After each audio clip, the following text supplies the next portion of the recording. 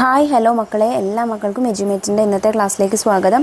അപ്പോൾ ഇന്നത്തെ ക്ലാസ്സിൽ നമ്മൾ 5ാം ക്ലാസ്സിലെ മക്കൾക്ക് വേണ്ടിയിട്ട് സാമൂഹ്യശാസ്ത്രത്തിൻ്റെ ഒരു ചെറിയ മോഡൽ ക്വസ്റ്റ്യൻ പേപ്പറാണ് കേട്ടോ ചെയ്തു തരാൻ വേണ്ടി ഉദ്ദേശിക്കുന്നത്. ക്ലാസ്സിലേക്ക് കിടക്കുന്നതിന് മുന്നേയായി ചാനൽ ആദ്യമായി കാണുന്നവരാണെങ്കിൽ ഒന്ന് സബ്സ്ക്രൈബ് ചെയ്ത് സപ്പോർട്ട് ചെയ്യാൻ മറക്കല്ലേ. അതുപോലെ വീഡിയോ നിങ്ങളുടെ കൂട്ടുകാരിലേക്ക് കൂടെ ഒന്ന് ഷെയർ ചെയ്ത് കൊടുക്കണേ. നിങ്ങൾക്ക് ആവശ്യമുള്ള എല്ലാ വിഷയങ്ങളുടെയും ചോദ്യപേപ്പറുകൾ STD5 ക്വസ്റ്റ്യൻ പേപ്പേഴ്സ് എന്നുള്ള പ്ലേലിസ്റ്റ് എടുത്ത് നോക്കിയാൽ അതിൽ ലഭിക്കുന്നതാണ് കേട്ടോ. നമ്മൾ ക്വസ്റ്റ്യൻ പേപ്പേഴ്സ് സോൾവ് ചെയ്തത് എല്ലാതും ഉണ്ട്. അതുപോലെ ഈ വർഷത്തെ ക്വസ്റ്റ്യൻ പേപ്പേഴ്സ് നമുക്കതിൽ ലഭ്യമാണ് കേട്ടോ. അപ്പോൾ ശരി, നമുക്ക് നേരെ ക്ലാസ്സിലേക്ക് കിടക്കാം. പ്രവർത്തനം 1, ചിത്രം നിരീക്ഷിക്കുക. നമുക്കവിടെ ഇന്ത്യയുടെ ഒരു മാപ്പ് തന്നിട്ടുണ്ട് അല്ലേ. ഇനി അതുമായിട്ട് ബന്ധപ്പെട്ടിട്ടുള്ള ചോദ്യങ്ങൾ നോക്കിക്കുക. ചോദ്യം എ, ചുമരിൽ തൂക്കിയിട്ട് ഈ ഭൂപടത്തിലെ ദിശ എങ്ങനെ കണ്ടെത്താം? അപ്പം മുകൾ ഭാഗത്ത്, ചുവട് ഭാഗത്ത്, വലതു ഭാഗത്ത്, ഇടത് ഭാഗത്തുള്ള ദിശകൾ ഏതൊക്കെയാണ് എന്നാണ് എഴുതേണ്ടത്. നോക്കിക്കുക മക്കളെ, മാപ്പിൻ്റെ മുകൾ ഭാഗം വടക്ക് ദിശയാണ്, ചുവട് ഭാഗം വടക്കിന് നേരെ ഓപ്പോസിറ്റ് ഏതാണ്? തെക്കാണ്. വലതുഭാഗം പടിഞ്ഞാറ് ദിശയാണ്, ഇടതുഭാഗം കിഴക്ക് ദിശയാണ്. ഇനി ചോദ്യം ബി, ദിശ അറിയാൻ ഉപയോഗിക്കുന്ന ഒരു ഉപകരണത്തിന്റെ പേരെഴുതുക. ദിശ അറിയാൻ ഉപയോഗിക്കുന്ന ഉപകരണത്തിന്റെ പേര് നമുക്ക് എല്ലാവർക്കും അറിയായിരിക്കും. എന്താണ്? വടക്കുനോക്കി യന്ത്രം. പ്രവർത്തനം 2, വിട്ടുപോയ ഭാഗങ്ങൾ പൂരിപ്പിക്കൂ. തെരഞ്ഞെടുപ്പിന്റെ വിവിധ ഘട്ടങ്ങൾ സൂചിപ്പിക്കുന്ന ഒരു ചിത്രമാണ് നമുക്ക് അവിടെ തന്നിട്ടുള്ളത്. അപ്പോൾ അതിൽ ചില കാര്യങ്ങൾ വിട്ടുപോയിട്ടുണ്ട്. നമുക്ക് ഏതൊക്കെയാണെന്ന് നോക്കാം. ആദ്യത്തേത് നോക്കൂ, തിരഞ്ഞെടുപ്പ് ഉദ്യോഗസ്ഥരെ നിയമിക്കൽ, പിന്നെ തിരഞ്ഞെടുപ്പ് വിജ്ഞാപനം, പിന്നെ അടുത്ത സ്റ്റെപ്പ് എന്താണെന്ന് തന്നിട്ടില്ല. പിന്നെ അടുത്തത് പത്രിക സൂക്ഷ്മ പരിശോധന, അത് കഴിഞ്ഞ് നാമനിർദ്ദേശക പത്രിക പിൻവലിക്കൽ, തിരഞ്ഞെടുപ്പ് പ്രഖ്യാപനം, അതിനുശേഷമുള്ളതും എഴുതിയിട്ടില്ല. അവസാനത്തേത് വോട്ടെണ്ണലും ഫലപ്രഖ്യാപനവും. അപ്പോൾ ഇവിടെ 2 ഘട്ടങ്ങൾ നമുക്ക് വിട്ടുപോയിട്ടുണ്ട്. അത് ഏതൊക്കെയാണെന്ന് നോക്കാം. നോക്കിക്കേ, നമുക്ക് ഓരോ ഘട്ടങ്ങളായിട്ട് ആദ്യം പറഞ്ഞു നോക്കാം. തിരഞ്ഞെടുപ്പ് ഉദ്യോഗസ്ഥരെ നിയമിച്ച ശേഷം തിരഞ്ഞെടുപ്പ് വിജ്ഞാപനമാണ്. അതായത് ഇന്ന ദിവസമാണ് തിരഞ്ഞെടുപ്പ് എന്നൊക്കെ അറിയിച്ചുകൊണ്ടുള്ള ഒരു അറിയിപ്പ്. അത് കഴിഞ്ഞിട്ട് നാമനിർദ്ദേശക പത്രിക സമർപ്പിക്കലാണ്. അപ്പോൾ അവിടെ നാമനിർദ്ദേശ പത്രിക സമർപ്പണമാണ് വരിക. പിന്നെ പത്രികയുടെ സൂക്ഷ്മ പരിശോധന, നാമനിർദ്ദേശ പത്രിക പിൻവലിക്കൽ, തെരഞ്ഞെടുപ്പ് പ്രചരണം, വോട്ടെടുപ്പ്, അത് കഴിഞ്ഞിട്ടാണ് വോട്ടെണ്ണലും ഫലപ്രഖ്യാപനവും. ചോദ്യം ബി, തെരഞ്ഞെടുപ്പിന്റെ ഏതെങ്കിലും 3 ധർമ്മങ്ങൾ എഴുതുക. തെരഞ്ഞെടുപ്പിന്റെ ധർമ്മങ്ങൾ നമ്മൾ പഠിച്ചത് മക്കൾ ഓർക്കുന്നുണ്ടോ? 5 ധർമ്മങ്ങളായിരുന്നു പഠിച്ചത്. 1, ഗവൺമെന്റുകൾ രൂപീകരിക്കുന്നു. 2, എല്ലാവർക്കും പ്രാതിനിധ്യം നൽകുന്നു. 3, ഭരണകർത്താക്കളെ വളർത്തിയെടുക്കുന്നു. 4, ജനാധിപത്യം ശക്തിപ്പെടുത്തുന്നു. 5, വോട്ടർമാരെ ബോധവൽക്കരിക്കുന്നു. ഇതിലെ ഏതെങ്കിലും 3 ധർമ്മങ്ങൾ എഴുതിയാൽ മതി. എങ്കിലും മക്കൾ 5ഉം പഠിക്കുക. കാരണം ഒരുപക്ഷെ തിരഞ്ഞെടുപ്പിന്റെ 5 ധർമ്മങ്ങൾ എഴുതുക എന്ന് ചോദ്യം വരാം. ഓക്കെ, അപ്പം 5ഉം പഠിച്ചു പോവുക. പ്രവർത്തനം 3, ചക്രങ്ങളുടെ കണ്ടുപിടുത്തം മനുഷ്യ ജീവിതത്തിൽ വരുത്തിയ ചില മാറ്റങ്ങൾ സൂചിപ്പിക്കുന്ന ചിത്രങ്ങൾ നോക്കൂ.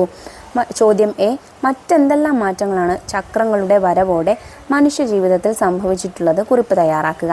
അപ്പോൾ നമുക്കിവിടെ മനുഷ്യർ പലചരക്കുകൾ കൊണ്ടുപോകുന്നത് അതിൻ്റേതായിട്ടുള്ള 2 ചിത്രങ്ങളാണ് തന്നിട്ടുള്ളത്. മറ്റെന്തെല്ലാം മാറ്റങ്ങൾ ചക്രത്തിൻ്റെ വരവോടെ സംഭവിച്ചു മക്കളെ? സഞ്ചാരം വേഗത്തിലായി, കൂടുതൽ ദൂരം സഞ്ചരിക്കാൻ കഴിഞ്ഞു, അധ്വാന ഭാരം കുറഞ്ഞു, കൂടുതൽ സാധനങ്ങൾ കൊണ്ടുപോകാൻ കഴിഞ്ഞു. ചോദ്യം ബി, ഇന്ന് നാം ഉപയോഗിക്കുന്ന 3 പ്രധാന ഗതാഗത മാർഗങ്ങളും അവയ്ക്കുള്ള ഓരോ ഉദാഹരണങ്ങളും ചേർത്ത് പട്ടികപ്പെടുത്തുക. കരഗതാഗതം, അതായത് റോഡ് ഗതാഗതം. കരഗതാഗതത്തിൽ വരുന്നത് റോഡ് ഗതാഗതം. അതായത് കരഗതാഗതം 2 രീതിയിലുണ്ട്, റോഡ് ഗതാഗതവും റെയിൽ ഗതാഗതവും. പിന്നെ ജലഗതാഗതം, ഉൾനാടൻ ഗതാഗതവും കടൽ സമുദ്ര ഗതാഗതവും ഉണ്ട്. അതുപോലെ വ്യോമ ഗതാഗതം, ദേശീയ വ്യോമ ഗതാഗതവും അന്തർദേശീയ വ്യോമ ഗതാഗതവും ഉണ്ട്.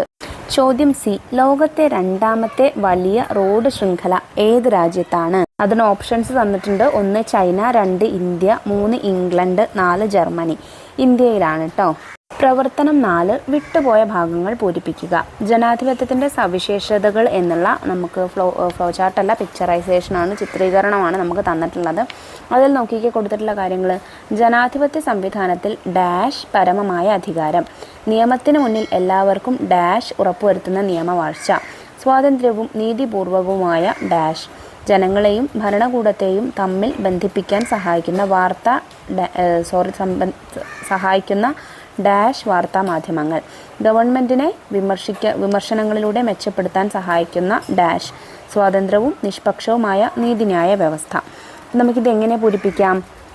ആദ്യം, ജനാധിപത്യ സംവിധാനത്തിൽ ജനങ്ങൾക്കാണ് പരമമായ അധികാരം, നിയമത്തിന് മുന്നിൽ എല്ലാവർക്കും തുല്യത ഉറപ്പുവരുത്തുന്ന നിയമവാഴ്ച, സ്വതന്ത്രവും നീതിപൂർവകവുമായ തിരഞ്ഞെടുപ്പ്, ജനങ്ങളെയും ഭരണകൂടത്തെയും തമ്മിൽ ബന്ധിപ്പിക്കാൻ സഹായിക്കുന്ന സ്വതന്ത്ര വാർത്താ മാധ്യമങ്ങൾ, ഗവൺമെൻറ്റിനെ വിമർശനങ്ങളിലൂടെ മെച്ചപ്പെടുത്താൻ സഹായിക്കുന്ന പ്രതിപക്ഷം. ഇങ്ങനെയാണ് വരുന്നത്. പ്രവർത്തനം 5. വാർത്തകളും സന്ദേശങ്ങളും പൊതുജനങ്ങളെ അറിയിക്കുന്നതിന് രാജഭരണകാലത്ത് ഉപയോഗിച്ചിരുന്ന ആശയവിനിമയ മാർഗങ്ങളിൽ ഒന്നാണ് ചിത്രത്തിൽ കാണിച്ചിരിക്കുന്നത്.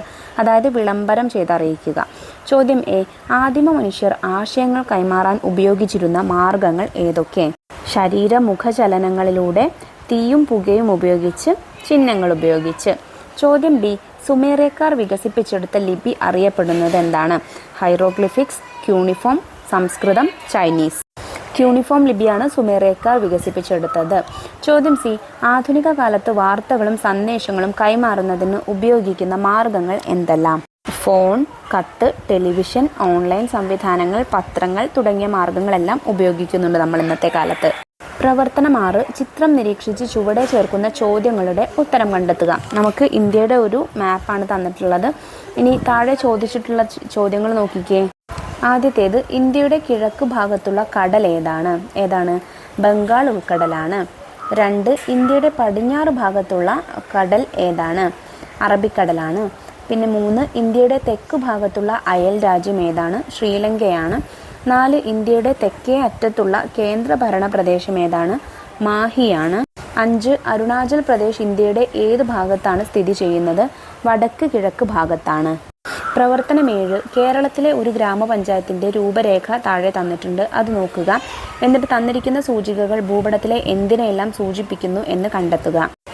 ആദ്യത്തേത് ജില്ലാ അതിർത്തിയെ സൂചിപ്പിക്കുന്നതുണ്ട്. പിന്നെ പഞ്ചായത്ത് അതിർത്തിയെ സൂചിപ്പിക്കുന്നതുണ്ട്. റെയിൽപാതയുണ്ട്. നദിയുണ്ട്. ചോദ്യം ബി. ഭാരതപ്പുഴയ്ക്ക് സമാന്തരമായി കടന്നു പോകുന്ന പ്രധാന ഗതാഗത മാർഗം ഏതാണ്? റെയിൽപാതയാണ്. ചോദ്യം സി. നിങ്ങളുടെ സ്വന്തം നാട്ടിലെ 2 ഭൂമിശാസ്ത്ര സവിശേഷതകൾ പട്ടികപ്പെടുത്തുക. അതായത് ഏതെങ്കിലും 2 സവിശേഷതകൾ എഴുതിയാൽ മതി. മണ്ണിൻ്റെ പ്രത്യേകതകളോ അല്ലെങ്കിൽ കാലാവസ്ഥയുടെ പ്രത്യേകതകളോ അതല്ലെങ്കിൽ ഗതാഗത മാർഗങ്ങളോ, അങ്ങനെ ഏത് എഴുതിയാലും എന്താണ്, അത് ഭൂമിശാസ്ത്ര പ്രത്യേകതകളിൽ പെടുന്നതാണ് കേട്ടോ.